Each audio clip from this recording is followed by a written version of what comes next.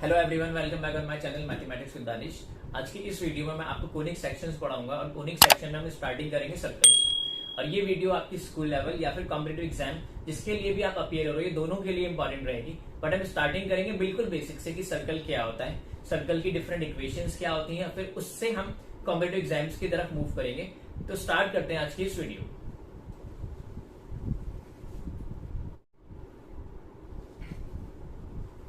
तो सबसे पहले डेफिनेशन की हेल्प से हम समझते हैं कि सर्कल होता क्या है। देखो, आपको किसी भी कॉनिक को डिफाइन करना है तो उसके लिए एक वर्ड आता है लोकस। यहाँ पे जो वर्ड होता है मैथमेटिक्स में, लोकस जो होता है वो लोकस रिप्रेजेंट करता है पाथ को। जैसे आप 9th एंड 10th से ग्राफ ड्रॉ करना स्टार्ट कर देते हो। आप ग्राफ किस वे में ड्रॉ करते हो? आपके पास कोई इक्वेशन होती है, उस कॉरस्पॉन्डिंग इक्वेशंस के आप सॉल्यूशन निकालते हो, उन सॉल्यूशंस को आप प्लॉट करते हो किस पे? कार्टेशियन प्लेन पे। ठीक है, जब आप उनको ज्वाइन करते हो वो जो लाइन बनती है वो उस गिवन इक्वेशन का लोकस होता है या फिर उसका ग्राफ होता है। सेम वे में मैथमेटिक्स में जो लोकस का मीनिंग होता है, जब कोई पॉइंट है वो मूव करता है तो मूव करते टाइम वो शेप किस टाइप की बनाता है। ठीक है, तो सर्कल की डेफिनेशन स्टार्ट करेंगे कि सर्कल आपका होता क्या है। Basically circle is a locus of a point. एक पॉइंट होता है किस पे? प्लेन पे, और वो पॉइंट मूवेबल पॉइंट होता है। सर्कल को आपको डिफाइन करना है तो आपको दो पॉइंट चाहिए, एक तो आपको मूवेबल पॉइंट चाहिए और दूसरा आपको फिक्स पॉइंट चाहिए। ठीक है, अब ये जो मूवेबल पॉइंट है उसकी पोजीशन निकालेंगे हम इस फिक्स पॉइंट के रेस्पेक्ट में। ठीक है, कैसे? Circle is a locus of a point in a plane which moves in such a way that its distance from fix point is always constant. ये आपके पास एक मूवेबल पॉइंट है P। ये पॉइंट P मूव करता है किसके respect में? C के रेस्पेक्ट में, और C एक फिक्स पॉइंट है। इस पॉइंट ने मूव करना स्टार्ट करा, मूव करने के बाद ही कुछ टाइम के बाद P1 पे आ गया, फिर उसके बाद इसकी पोजीशन P2 हो गई एंड देन आफ्टर P3। मैंने इस पॉइंट की 3 डिफरेंट पोजीशन ली है।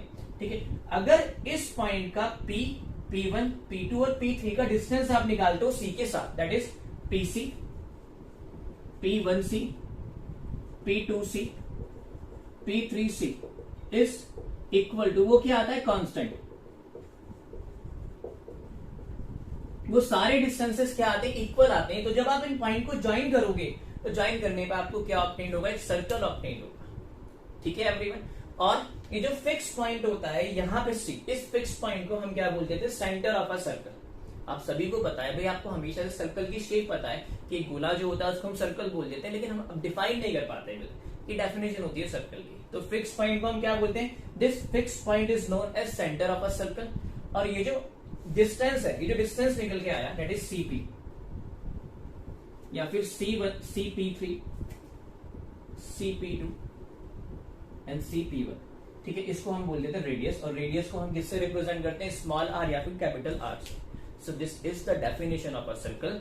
It is a locus of a point. Locus means path, वो shape of a point which moves in such a way that its distance from a fix point is always constant. कि जब वो point move करे और move करने पे अगर उसका फिक्स पॉइंट के साथ डिस्टेंस हमेशा कांस्टेंट रहता है, तो जब आप उन पॉइंट्स को ज्वाइन करोगे, उसकी डिफरेंट पोजीशंस को ज्वाइन करोगे, तो आपको एक सर्कल मिलेगा। और सर्कल आपके सिलेबस का फर्स्ट कोनिक सेक्शन है। डिफरेंट कोनिक सेक्शंस होते हैं। कोनिक सेक्शन से हमें सबसे पहले क्या पढ़ना है? हमें सर्कल पढ़ना है। Okay everyone, please make a note.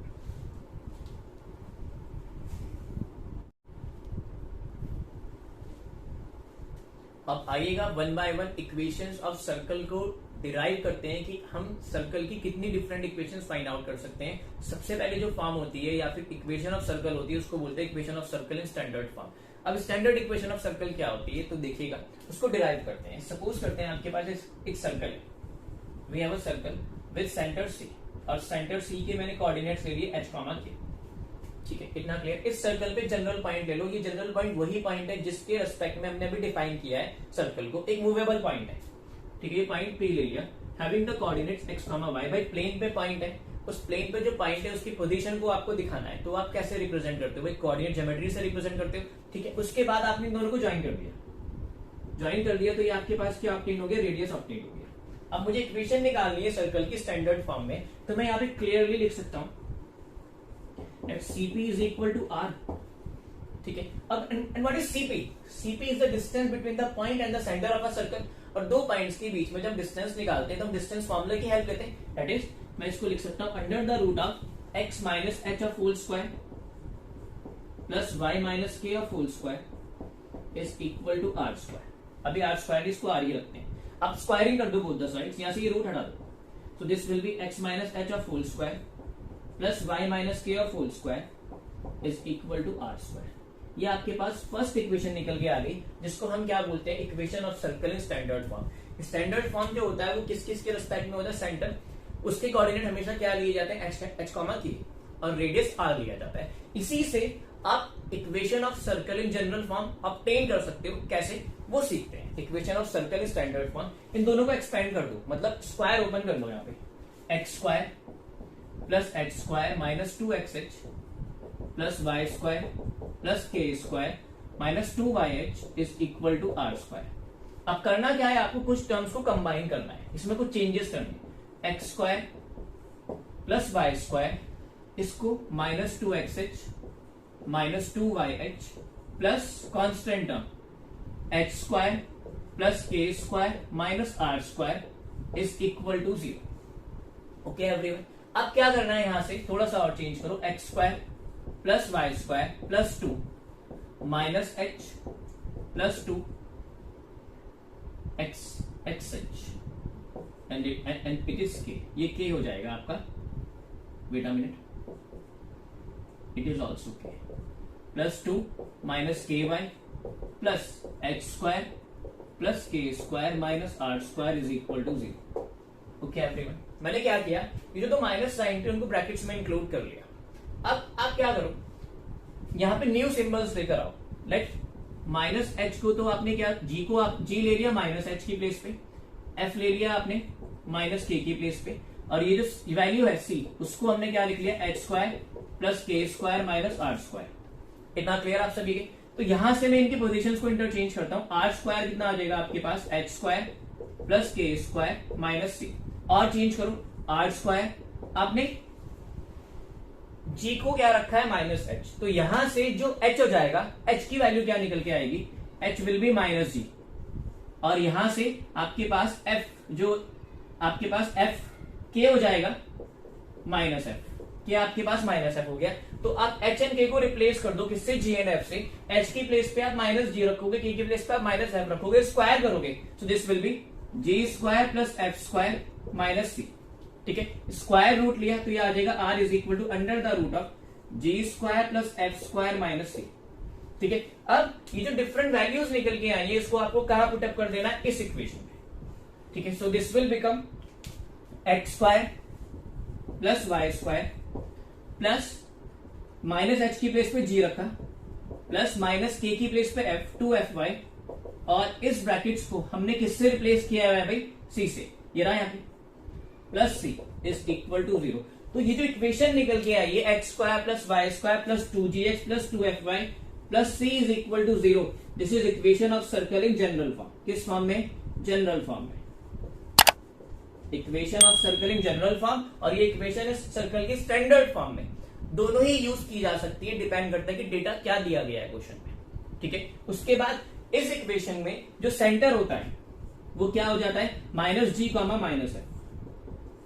ठीक है, माइनस जी कॉमा माइनस एफ सेंटर हो गया, क्योंकि भाई सेंटर आपने क्या लिया होता है, एच कॉमा के, एच आपके पास क्या है माइनस जी, और के आपके पास क्या है माइनस है, और रेडियस वो जाएगा आपका under the root of g square plus f square minus c. अब एक चीज मैं आपको बता दूं, बेसिकली मैंने अभी बोला है कि इक्वेशन ऑफ सर्कल है, ये इक्वेशन ऑफ सर्कल तभी कहलाएगी जब ये कंडीशन सेटिस्फाई करेगी। बेसिकली ये एक कोनिक की इक्वेशन है। ठीक है, ये सेकंड डिग्री की जो आपको इक्वेशन दी गई है, it is an equation of conic, और ये कोनिक सर्कल कब होगा, जब आपके पास ये वैल्यू, दिस वैल्यू क्या होगी, ग्रेटर देन 0। तो अगर आपसे पूछता है कि आपको इक्वेशन दी गई है क्वेश्चन में, वो आपसे बोलता है कि प्रूव करो कि ये सर्कल की इक्वेशन है, तो आप उसको कन्वर्ट कर लो इस फॉर्म में। अगर नहीं दी गई, उससे आपने क्या निकाला, जी निकाला, एफ निकाला, और आपने सी निकाल लिया। यहां पे ये कैपिटल सी सेंटर है, और ये स्मॉल सी एक सिंबल है, इतना क्लियर, वो एक सिंबल लिया गया है, और ये कैपिटल सी सेंटर रिप्रेजेंट करता है। ये जो कोनिक है, या फिर जो इक्वेशन आपको दी गई है, वो सर्कल कब रिप्रेजेंट करेगा, जब रेडियस हमेशा क्या होगा, ग्रेटर देन 0। अगर रेडियस 0 हो गया तो पॉइंट सर्कल होता है, और अगर रेडियस आपके पास r लेस देन 0 आ जाता है, तो ये एक इमेजिनरी सर्कल है। इमेजिनरी सर्कल, इमेजिनरी सर्कल कैसे हुआ, क्योंकि आपने को पता है कि r में जो भी वैल्यू यहां पे रखोगे, रियल नंबर के केस में पॉजिटिव होनी चाहिए। लेकिन हमने कॉम्प्लेक्स नंबर में रूट में नेगेटिव नंबर्स के बारे में पढ़ा है। जैसे आपने पढ़ा है -4, इसको लिखा जाता है 2i, और i आपके पास क्या होता है, आयोटा, एक इमेजिनरी नंबर है। तो अगर किसी सर्कल का रेडियस नेगेटिव आ रहा है तो वो सर्कल इमेजिनरी सर्कल होता है। इतना clear? So this is standard equation of circle, this is general equation of circle. कभी जनरल इक्वेशन होगी जब ये वैल्यू क्या होगी आपके ग्रेटर देन 0। ठीक है, याद रखना है जनरल इक्वेशन ऑफ सर्कल में आपको याद रखना है x स्क्वायर और y स्क्वायर का जो कोएफिशिएंट होता है वो हमेशा 1 होता है। ठीक है, अगर 1 नहीं है तो पहले उसको 1 में कन्वर्ट करो। इतना क्लियर आप सभी की? Please make